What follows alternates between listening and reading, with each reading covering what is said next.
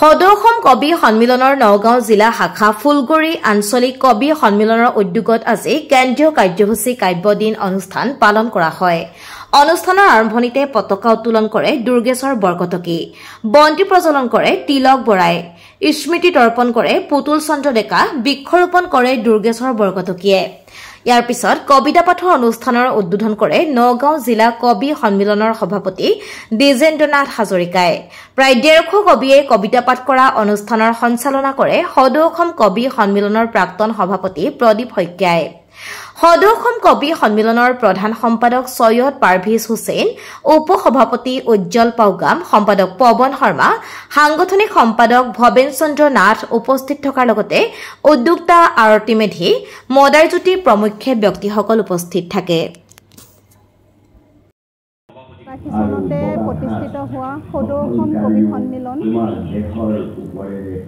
আমাৰ উত্তৰ পূৰ্বাঞ্চলৰ এক কাব্য সংগঠন আৰু এই কাব্য সংগঠনৰ কেন্দ্ৰীয় কাৰ্যসূচী আজি কাব্যদিন আমাৰ এই ফুলগুৰি আঞ্চলিক কবি সন্মিলনৰ উদ্যোগত অনুষ্ঠিত হৈছে।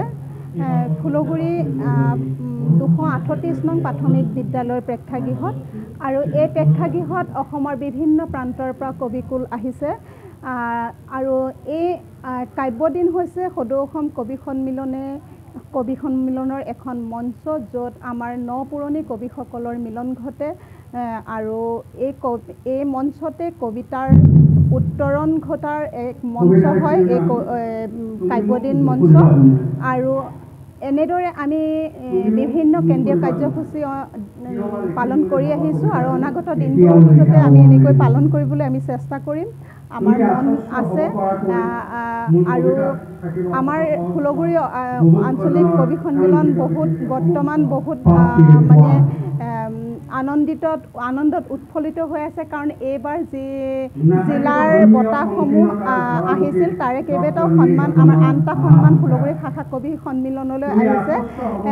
শ্ৰেষ্ঠ দ্বিতীয় শাখা বঁটা আহিছে আৰু শ্ৰেষ্ঠ নগঞাৰ শিল্পী বঁটা আহিছে আৰু শ্ৰেষ্ঠ স্বভাৱ কবি বঁটা আহিছে আৰু নৱাগত সাংগঠনিক শ্ৰেষ্ঠ বঁটা আহিছে আৰু সমাজ হিতৈষী বঁটা আহিছে আৰু কাব্যপ্ৰভাত বঁটা আহিছে আৰু শ্ৰেষ্ঠ প্ৰচাৰ সম্পাদকৰ বঁটা আহিছে। গতিকে বিভিন্ন বঁটা অহাৰ পিছত আমাৰ ফুলগুৰিয়া অঞ্চল বহুত উৎফুল্লিত হৈ আছে আৰু আজি এই কাব্যদিনটো বহুত উলহ মালহেৰে উদযাপন হৈছে আৰু ইয়াৰ কুশল উদযাপন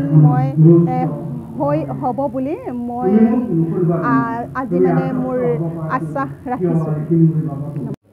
সদৌ-অসম কবি সন্মিলনৰ কেন্দ্ৰীয় কাৰ্যসূচী কাব্যদিন ফুলগুৰি শাখা কবি সন্মিলনৰ উদ্যোগত নগাঁও জিলা কবি সন্মিলনৰ সহযোগত দিনজোৰা কাৰ্যসূচীৰে এক সফল অনুষ্ঠান অনুষ্ঠিত হৈ যায়। সদৌ-অসম কবি সন্মিলনৰ কাব্যদিনটো এক বিশেষ অনুষ্ঠান হিচাপে চিহ্নিত হৈ আহিছে। নগাঁও জিলাৰ লগতে দাঁতিকাষৰীয়া জিলাৰ পৰা কবিসকল আহি প্ৰায় 150 কবিয়ে এই অনুষ্ঠানত অংশগ্ৰহণ কৰে। প্ৰায় 15টা সত্ৰত অনুষ্ঠিত হোৱা এই কবি সন্মিলনৰ সঞ্চালনা কৰে সদৌ-অসম কবি সন্মিলনৰ প্ৰাক্তন সভাপতি উপদেষ্টা প্ৰদীপ শইকীয়া ডাঙৰীয়াই আৰু সদৌ-অসম কবি সন্মিলনৰ উপসভাপতি উজ্জ্বল পাউগাম ডাঙৰীয়াই এই অনুষ্ঠানৰ লগতে সহযোগিতা আগবঢ়ায়। তেখেতে সভাপতিত্বৰ বক্তব্য আগবঢ়ায়। এই অনুষ্ঠানটিত প্ৰতিজন কবিয়ে তেওঁলোকৰ নিজৰ কাব্য প্ৰতিভাৰ লগতে অঞ্চলটোৰ বিভিন্ন কবিসকলক উৎসাহ জনাবৰ বাবে সম্বৰ্ধনা অনুষ্ঠানো অনুষ্ঠিত কৰে। ইয়াৰ পৰাই এটা ডাঙৰ বক্তব্য ৰাইজৰ মাজলৈ আগবাঢ়ি যায় যে কবিতাক ভাল পায় ইজনে সিজন কবিৰ কবিতাৰ কিদৰে চৰ্চা কৰি আছে সেই সম্পৰ্কেও অনুভৱ কৰিব পাৰে আৰু কবিতাৰ এক সুচল বাতাবৰণ গঢ় দিবৰ বাবে এই কাব্যদিন অনুষ্ঠানটো এটা সফল অনুষ্ঠান হিচাপে পৰিসমাপ্তি ঘটে বুলি আমি অনুভৱ কৰিছোঁ। ধন্যবাদ।